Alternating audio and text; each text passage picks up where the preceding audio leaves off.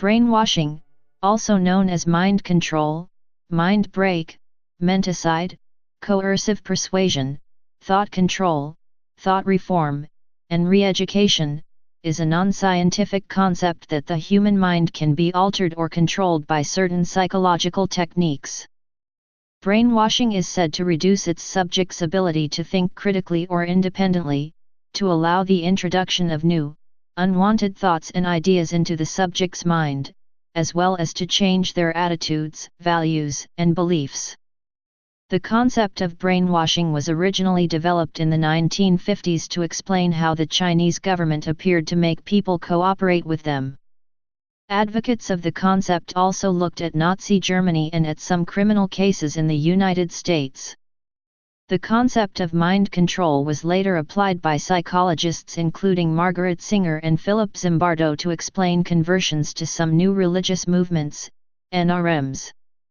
This resulted in scientific and legal debate, with Eileen Barker, James Richardson, and other scholars, as well as legal experts, rejecting at least the popular understanding of the concept. Other views have been expressed by scholars including Dick Anthony, Robert Cialdini, Stanley A. Dietz, Michael J. Freeman, Robert J. Lifton, Just Mirlu, Daniel Romanowski, Kathleen Taylor, Louis Jolyon West, and Benjamin Zablotsky.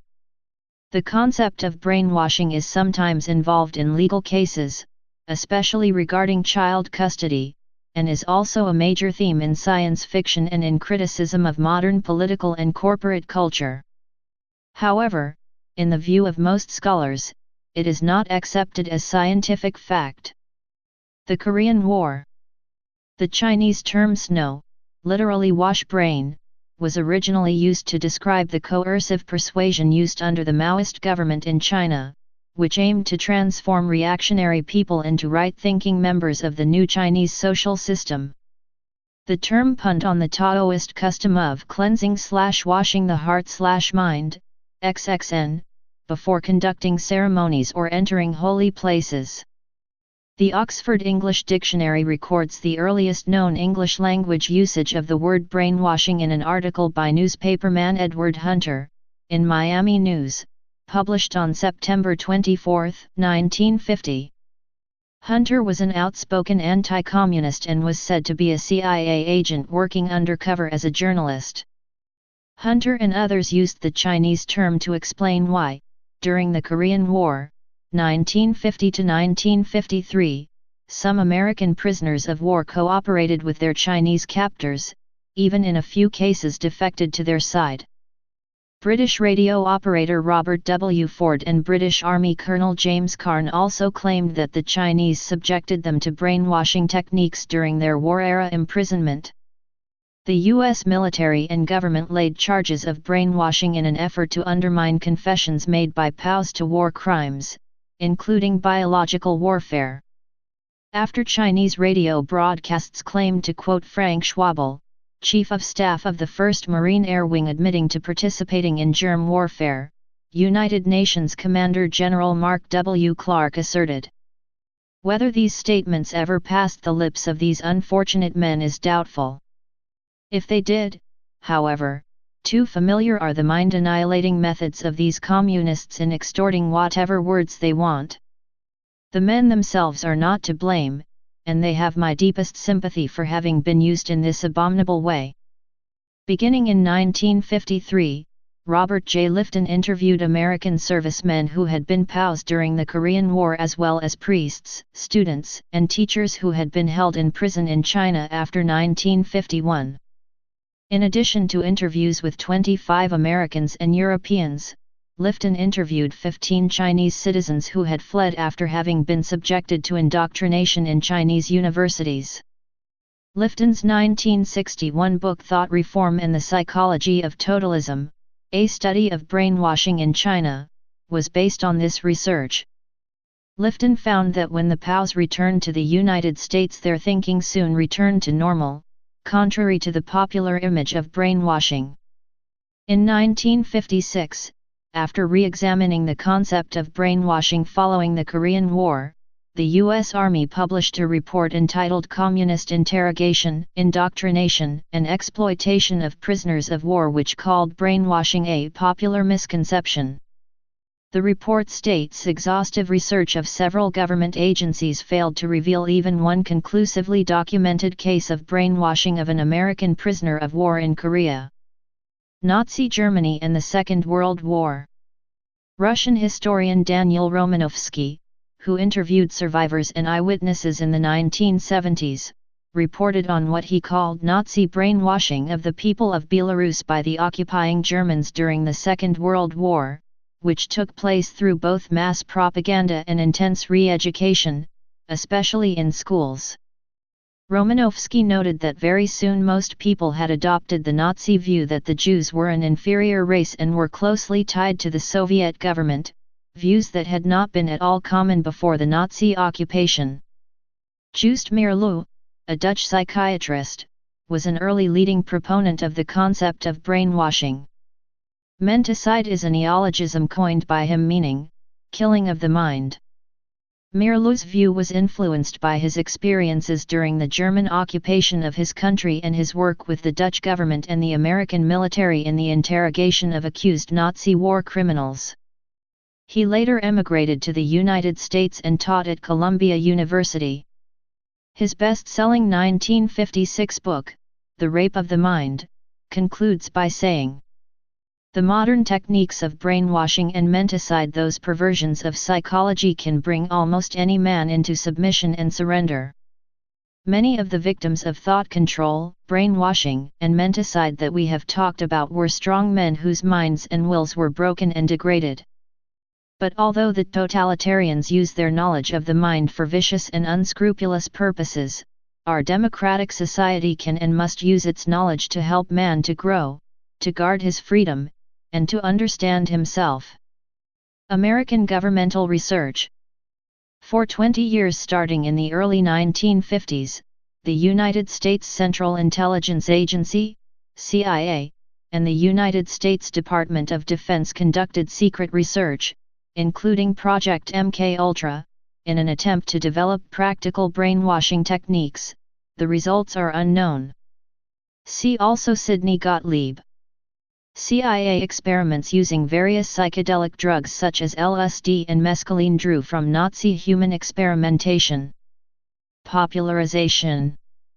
In George Orwell's 1949 dystopian novel 1984, the main character is subjected to imprisonment, isolation, and torture in order to bring his thoughts and emotions in line with the wishes of the rulers of Orwell's fictional future totalitarian society.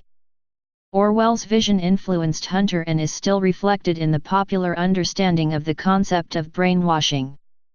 Written during the same time, J.R.R. Tolkien's The Lord of the Rings also addressed brainwashing, although in a fantasy setting.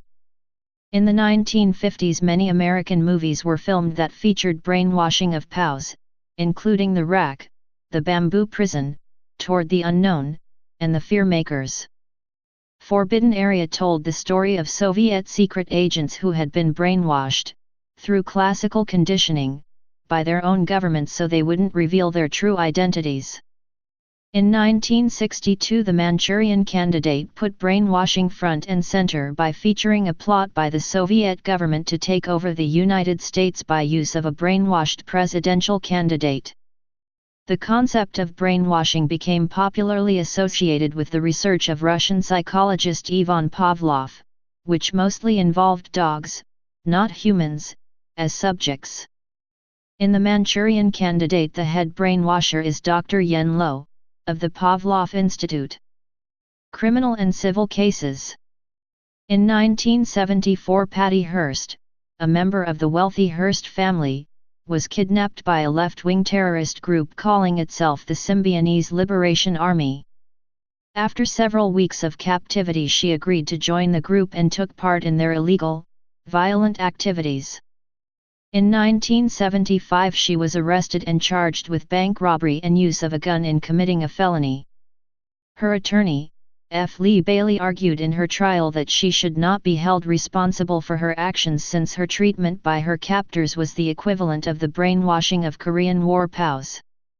See Diminished responsibility. Hearst was found guilty, but her so-called brainwashing defense brought the issue of mind control to renewed public attention in the United States, as did the 1969-1971 case of Charles Manson, who was said to have brainwashed his followers to commit murder and other crimes.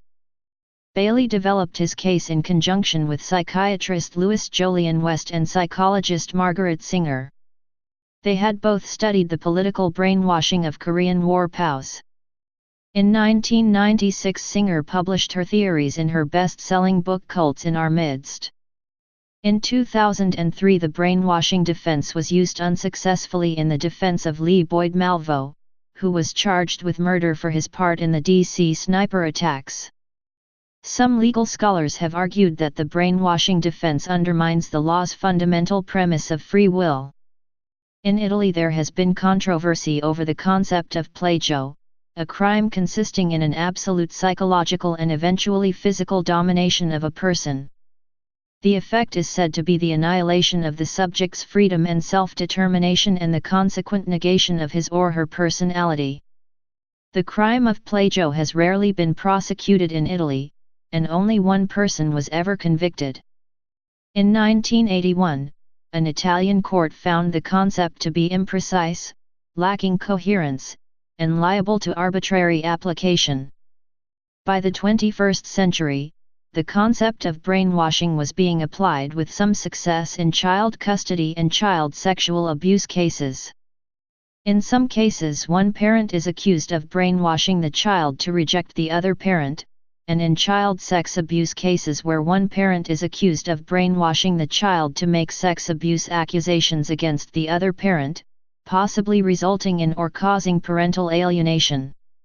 In 2003, forensic psychologist Dick Anthony said that no reasonable person would question that there are situations where people can be influenced against their best interests, but those arguments are evaluated on the basis of fact, not bogus expert testimony. In 2016, Israeli anthropologist of religion and fellow at the Van Leer Jerusalem Institute Adam Klinoran said about then-proposed anti-cult legislation. In the 1980s there was a wave of brainwashing claims, and then parliaments around the world examined the issue, courts around the world examined the issue, and reached a clear ruling, that there is no such thing as cults, that the people making these claims are often not experts on the issue. And in the end, courts, including in Israel, rejected expert witnesses who claimed there is brainwashing. New religious movements. In the 1970s, the anti-cult movement applied the concept of brainwashing to explain seemingly sudden and dramatic religious conversions to various new religious movements, NRMs. News media reports tended to support the brainwashing view, and social scientists sympathetic to the anti-cult movement, who were usually psychologists, developed more sophisticated models of mind control.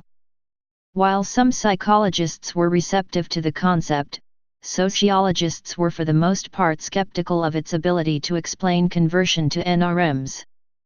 Philip Zimbardo discusses mind control as the process by which individual or collective freedom of choice and action is compromised by agents or agencies that modify or distort perception, motivation, affect, cognition or behavioral outcomes, and he suggests that any human being is susceptible to such manipulation.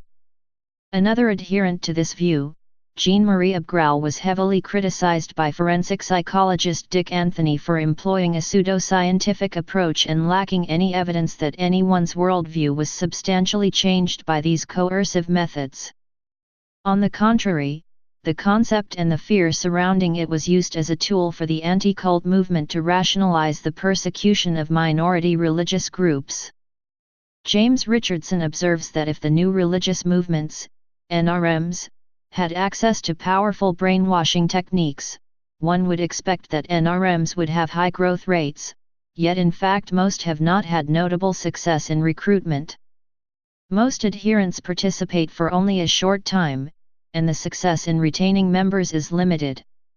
For this and other reasons, sociologists of religion including David Bromley and Anson Shoup consider the idea that cults are brainwashing American youth to be implausible.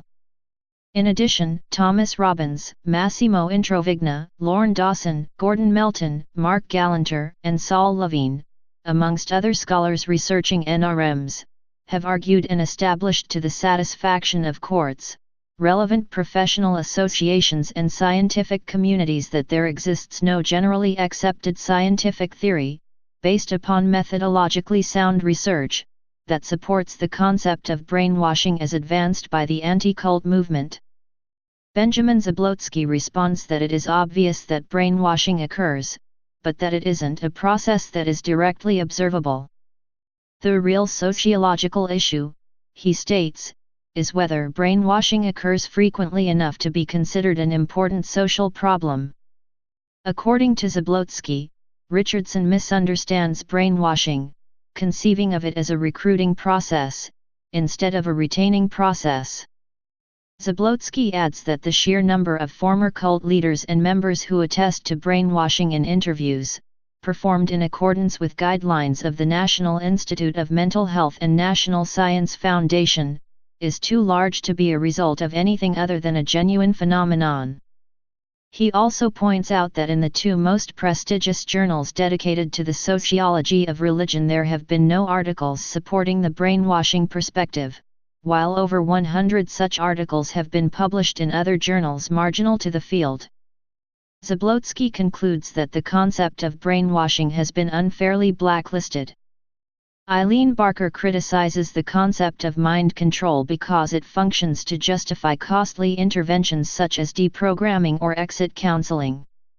She has also criticized some mental health professionals, including Singer, for accepting expert witness jobs in court cases involving NRMs.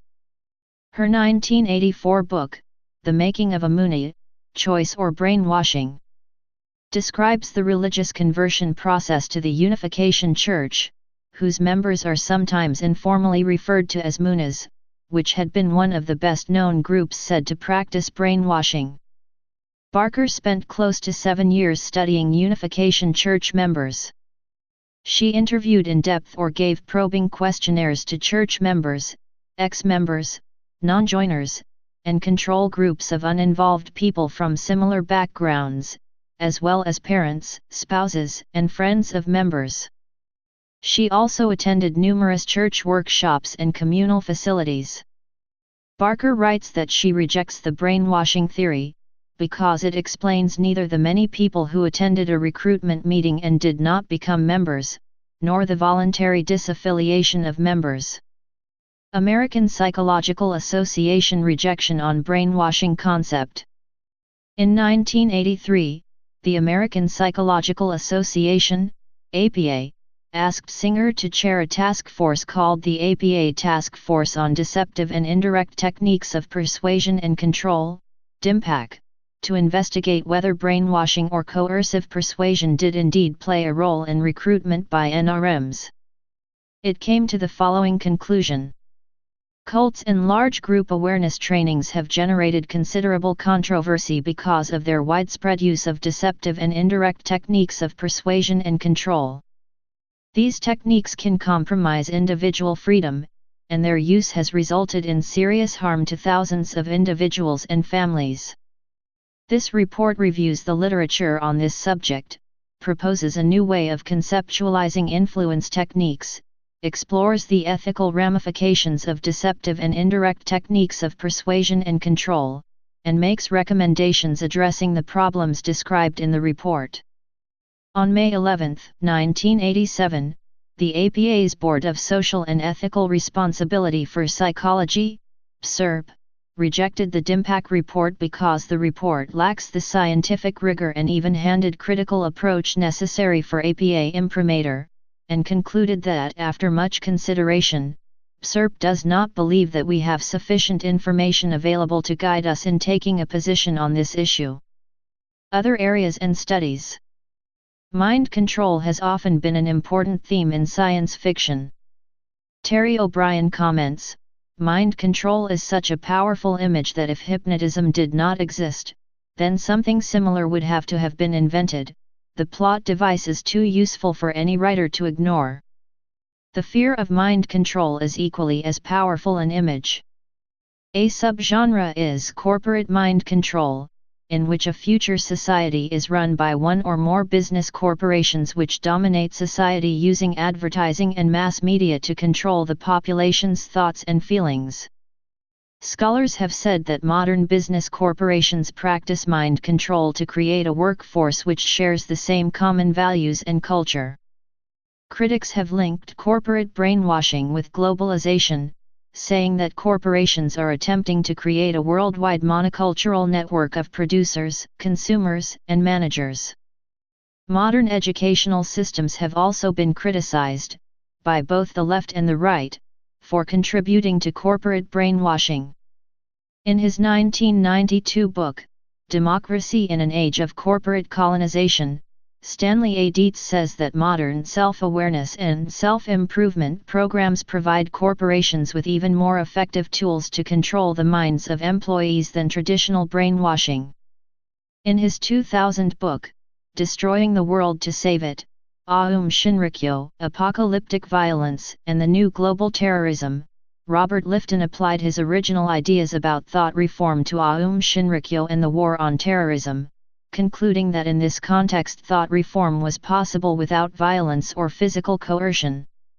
He also pointed out that in their efforts against terrorism Western governments were also using some mind control techniques, including thought-terminating clichés.